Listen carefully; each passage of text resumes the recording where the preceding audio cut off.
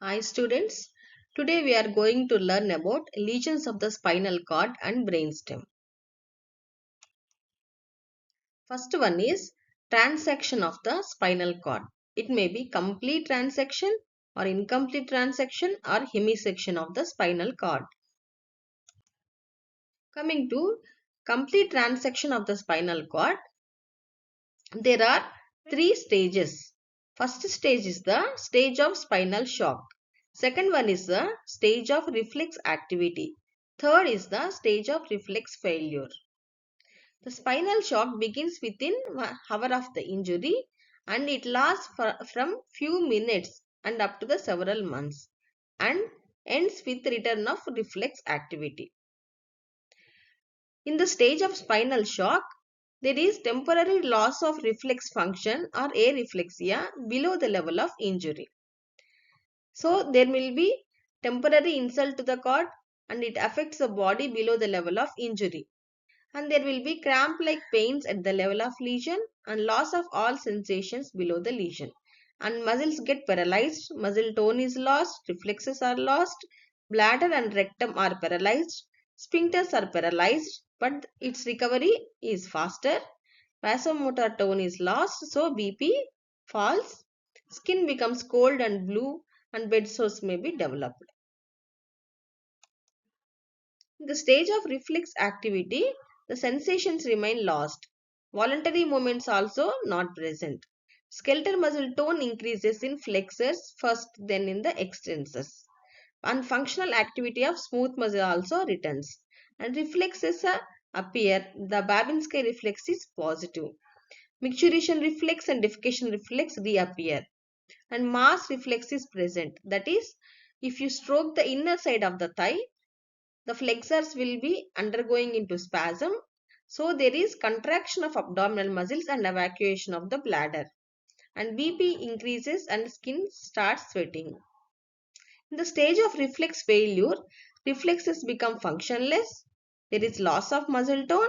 There is presence of muscle wasting. So degenerative changes starts in the muscle and general infections and sepsis and death can occur. Coming to incomplete transection, here also you have three stages. Stage of spinal shock and stage of reflex failure. It is similar to complete transection. So here you can notice that stage of spinal shock and stage of reflex failure. So first and third stages are same as the complete transection. The stage of reflex activity is different. What is different in this? The extensor muscle tone appears first due to escape of the descending fibers of vestibulospinal and reticulospinal tracts. So you can call it as paraplegia in extension. So the first extensor reflexes appear, stretch reflex will appear, and here mass reflex cannot be elicited. So in the complete transection, mass reflex can be elicited. Here it cannot be elicited. And in the complete transection, the flexor muscle tone will be appearing. So paraplegia in flexion will be there. Here in incomplete transection, paraplegia in extension, that is extensor muscle tone appears due to escape of the vestibulospinal and reticulospinal tracts. Then coming to hemisection of the spinal cord, or you can call it as Brown-Sequard syndrome. Immediately you can notice the spinal shock, and late effects are can be classified into three headings: changes at the level of the section, changes below the level of the section, changes above the level of the section. So you can see this. This is hemisection of the spinal cord. Okay, this part got damaged here.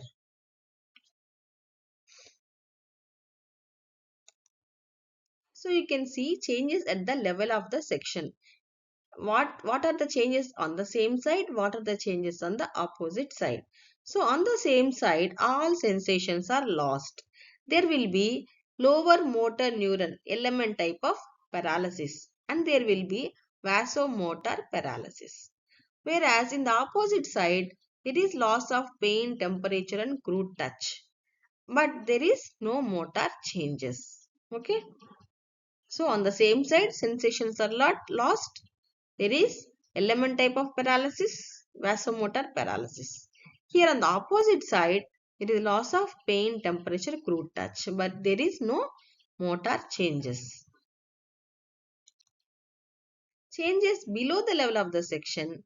On the same side, there is dissociated sensory loss and there is upper motor neuron type of paralysis and there is temporary loss of vasomotor tone. Whereas in the opposite side, there is dissociated sensory loss and there is no motor changes. So on the same side and the opposite side, you can notice dissociated sensory loss. So changes below the level of the section and changes above the level of the section or lesion. On the same side there will be hyperesthesia, twitching, okay, because of the irritation of the nerve roots which are present above the level of the lesion. On the opposite side there is no sensory and no motor changes. So you can see this how dorsal column tract will traveling, how spinothalamic tracts will be traveling. So how dorsal column tracts will be traveling? They will be traveling on the same side. So if it got damaged, so on the same side the sensations are lost. So the loss of touch, vibration sense, proprioception and on the same side of the lesion as the below the lesion. Whereas spinothalamic tracts crosses the midline in the spinal cord only and they will ascend up in the opposite side. So there is loss of pain and temperature on the opposite side of the body. Okay. So these are the major ascending and descending pathways. What are those? Dorsal column pathway. This is the dashed one. Okay. And this is the spinothalamic pathway. Okay. This blue color one. And this is lateral corticospinal pathway, this red color one. So all this got damaged. So because of the damage of the dorsal column tract on the same side, you will notice loss of touch sensation, vibration and conscious proprioception on the same side of the lesion. Okay. Whereas because of the damage of the spinothalamic tract in the opposite side, you will notice pain and temperature on the opposite side of the lesion. So that is dissociated sensory loss. And here because of the damage of the lateral corticospinal tract, this red color one, there is upper motor neuron lesion causing paralysis, spastic paralysis and weakness on the same side as the lesion and below the lesion. Okay. So if it's cut, so there is paralysis, spastic paralysis will be present in the UMN type of lesion, below the lesion.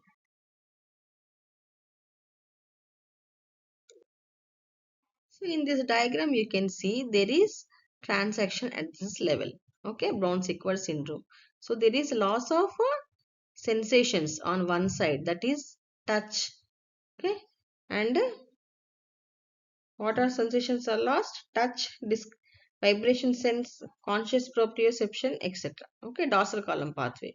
Here, there is loss of pain and temperature. So, this is dissociated sensory loss.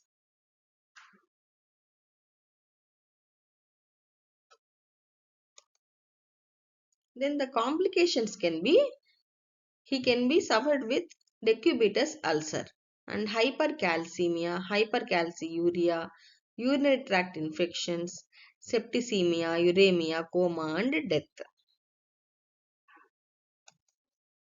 Then coming to lesions of sensory system in the spinal cord. Okay, it may be deafferentation or dorsal nerve root lesion or syringomyelia, tabes dorsalis, disseminated multiple sclerosis, subacute combined degeneration of the spinal cord. So these five things.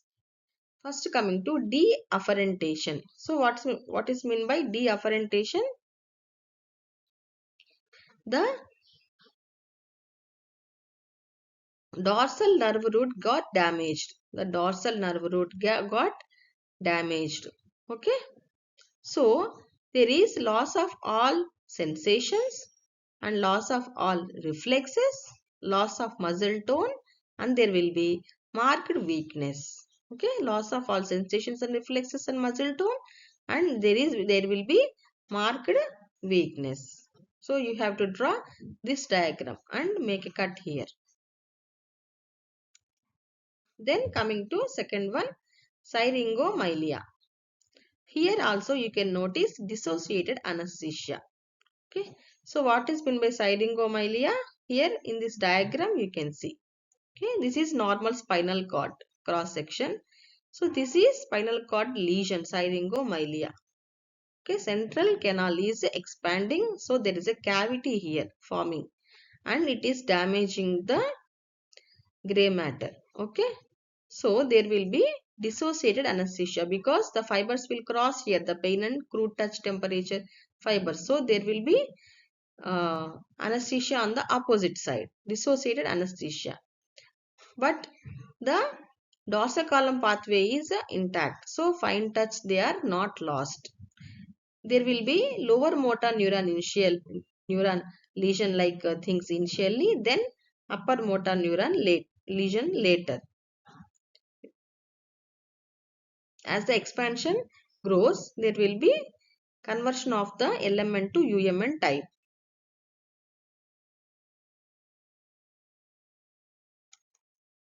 Next coming to tabes dorsalis. So you can remember like this, dorsalis, dorsal column degeneration. So there will be degeneration of the dorsal column. Okay. There will be orthopedic pain, that is joint pain, Charcot joints. Reflexes are decreased, mainly deep tendon reflexes are decreased. There will be shooting pain, and there will be ARP, Argyll-Robertson pupil, and locomotor ataxia, impaired proprioception, and syphilis. This is because of syphilis. Okay. So there will be loss of position and vibration sense below the level of the lesion. So if the patient closes his eyes, he will tend to fall. Next coming to multiple sclerosis. So this is a normal myelinated neuron. This is multiple sclerosis affected neuron. So there will be damaged myelin sheath. Okay.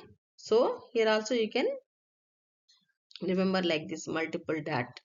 So there will be motor neuron weakness of the muscles, unilateral optic neuritis, L-Hermit sign and Woodhoff phenomenon, tingling and numbness, internuclear ophthalmoplegia, pain with ocular movements, light test will be positive, Marcus gun pupil will be there, epilepsy or emotional changes will be there, dysarthria, ataxia, tremors and trigeminal neuralgia will be present.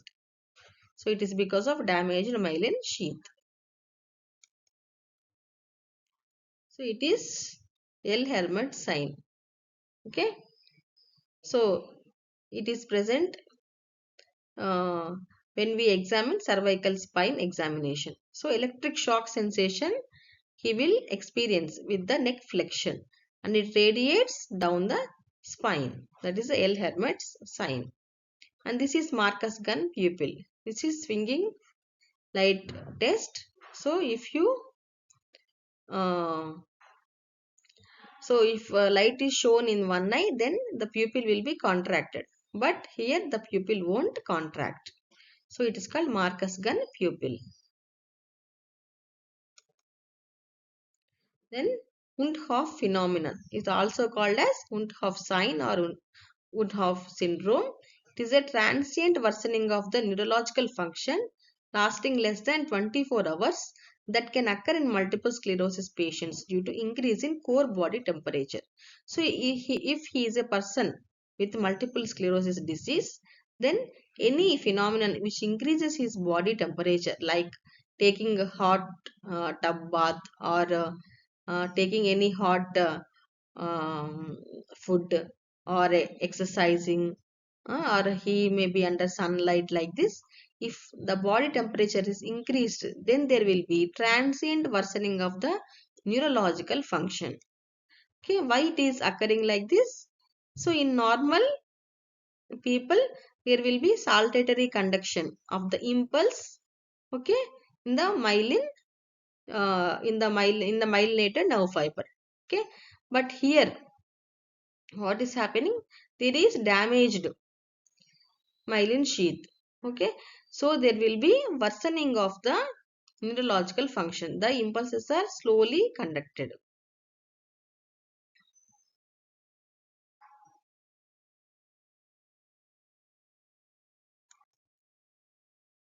Then coming to subacute combined degeneration of the spinal cord. It is because of B12 deficiency.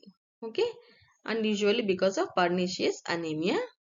There will be degeneration of the dorsal column. That is myelin degeneration. Dorsal columns will be degenerated.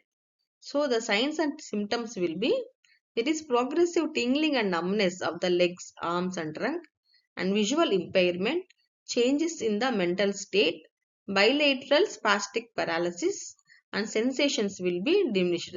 So what sensation will be diminished?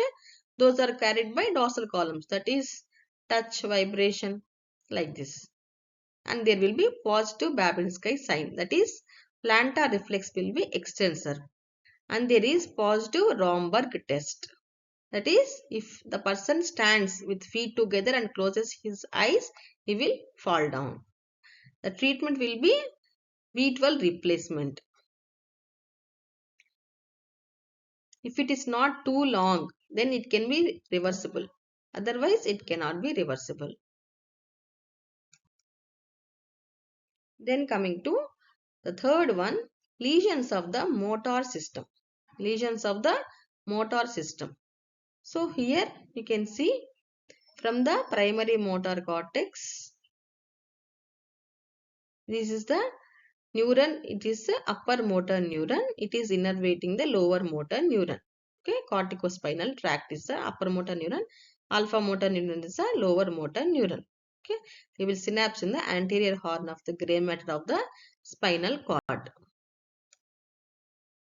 And there will be spastic paralysis in the UMN type of lesion, whereas flaccid paralysis, because motor component is involved, that is alpha motor neuron is involved, so there will be flaccid paralysis in the LMN type of lesion. And there is hyperreflexia in UMN type and hyporeflexia in LMN type. And coming to the muscle tone, in UMN type there is hypertonicity.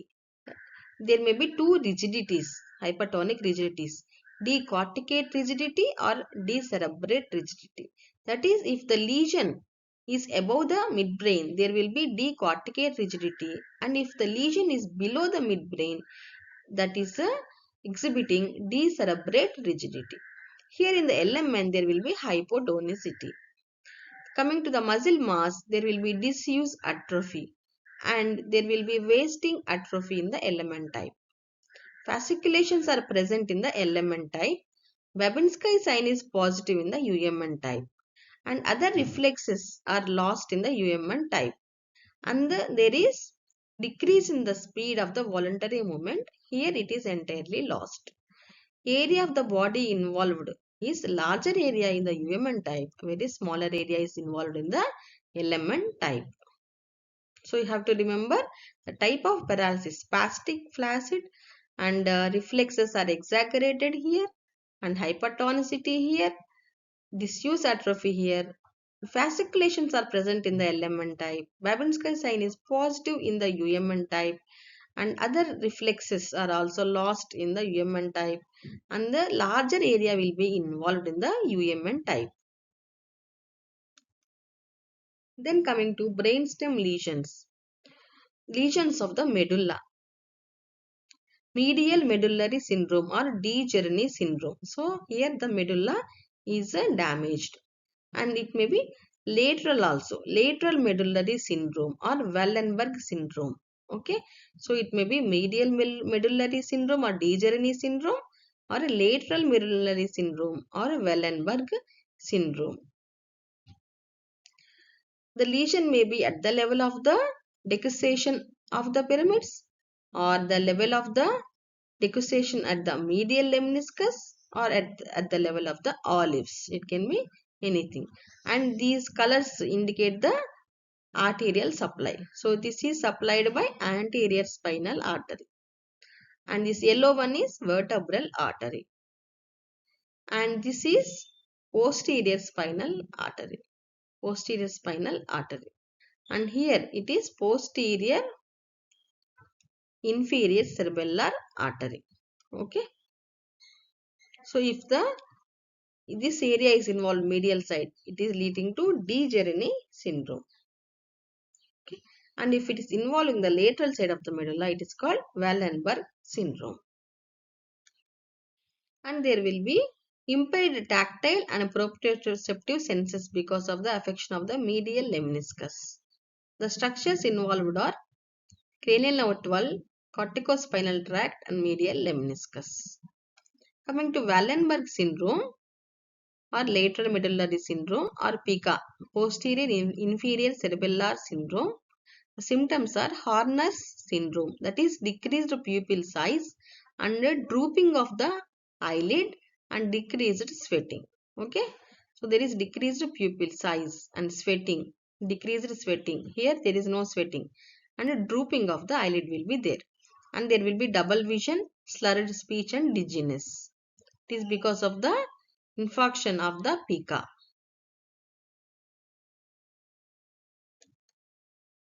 Next, coming to pontine lesions. So coming to blood supply of the pons, you can see caudal pons and rostral pons is supplied by what are these arteries? Caudal pons is supplied by basilar artery and anterior inferior cerebellar artery, whereas the rostral pons is supplied by basilar artery and superior cerebellar artery.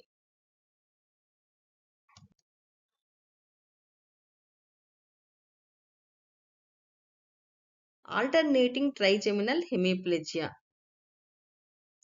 Here the lesion will be in the lateral part of the mid pons. Okay, here is the lesion, lateral part of the mid pons.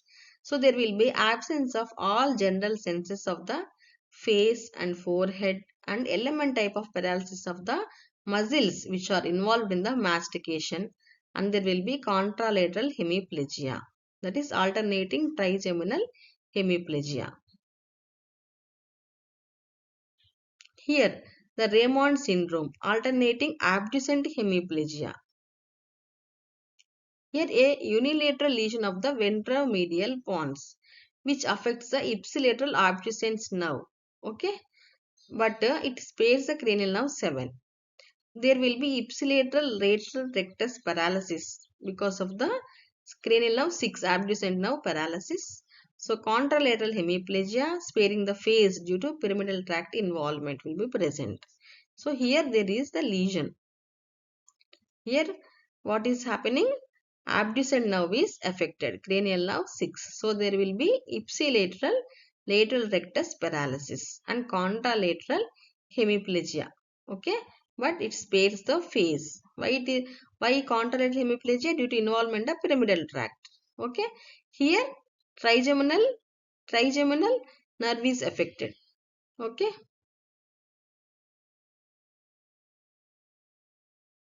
Here abducent nerve is affected.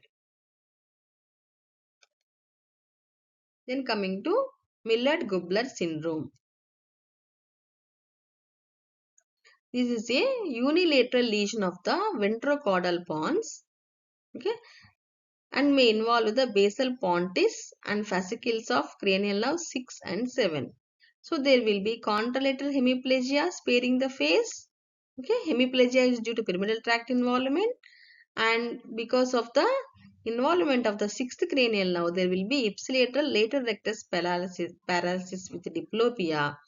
Okay, and because of the involvement of the cranial nerve 7, there will be ipsilateral peripheral facial paralysis.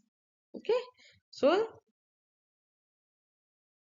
in the abducent hemiplegia only 6th cranial nerve is involved.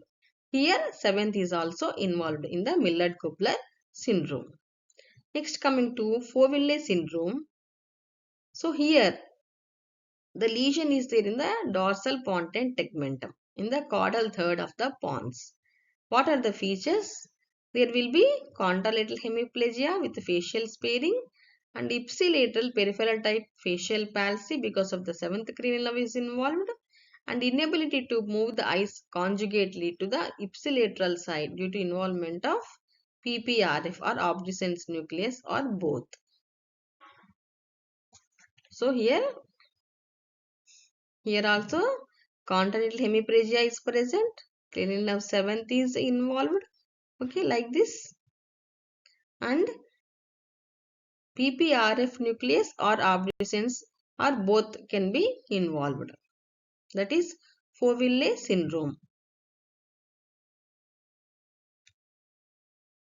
And superior cerebellar artery supplies superior and inferior colliculus. So coming to lesions of the midbrain, Weber syndrome and Bendix syndrome. So it is because of the lesion in the posterior cerebral artery. There will be contralateral hemiplegia because of the involvement of the corticospinal tract, and there may be involvement of the corticobulbar fibrils also in the cerebral peduncles. And there will be involvement of the cranial nerve 3, that is oculomotor nerve weakness. So there will be diplopia and ipsilateral lateral gaze weakness. And if Edinger-Westphal nucleus gets involved, there will be pupillary dilation. Then coming to Bendix syndrome, there is lesion in the tegmental of the midbrain, and there will be ipsilateral oculomotor palsy and medial lemniscus gets involved. So there will be contralateral pain, touch, temperature, vibration, and proprioceptive sensations get lost. And because of the involvement of the red nucleus and superior cerebellar peduncles, there will be tremor, chorea, and athetosis.